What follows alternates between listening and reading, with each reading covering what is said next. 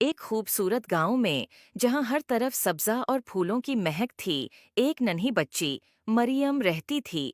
मरियम बहुत शरारती और चलबली थी और गांव के आसपास खेलना और नई जगहें तलाश करना उसका पसंदीदा मशगला था। एक दिन मरियम अपनी बल्ली के साथ खेलते हुए गांव के किनारे पर मौजूद एक पुराने कन्वे के पास पहुंच गई।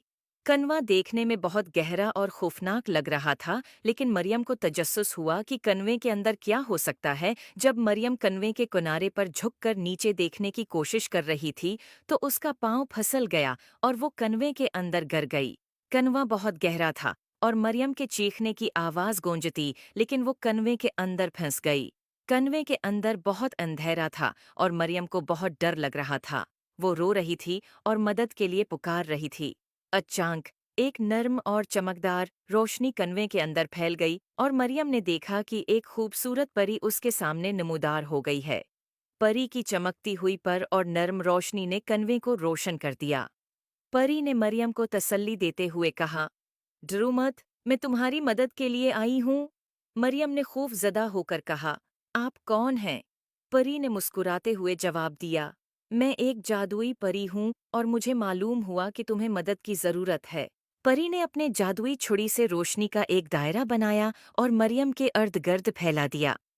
मरियम ने देखा कि उसके कदमों के नीचे जमीन हमवार हो गई है और उसका खौफ कम हो गया है।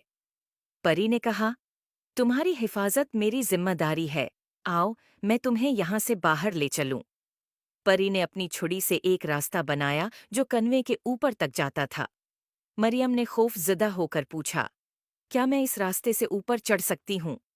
परी ने मुस्कुराकर कहा, हाँ, ये जादुई रास्ता तुम्हें महफूज तरीके से ऊपर ले जाएगा।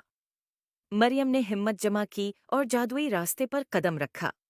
जैसे ही वो ऊपर चढ़ना शुरू हुई, परी उसके साथ साथ उड़ती रही और उसकी हिफाजत करती रही।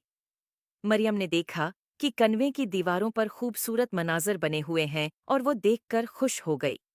आखिरकार मरियम कन्वे के ऊपर पहुंच गई और उसने खुशी से चीख मारी, मैं आज़ाद हो गई। परी ने मरियम को गले लगाया और कहा, तुम बहुत बहादुर हो, हमेशा अपनी हिम्मत को कायम रखना। उम्मीद है आपको स्टोरी पसंद आई होगी।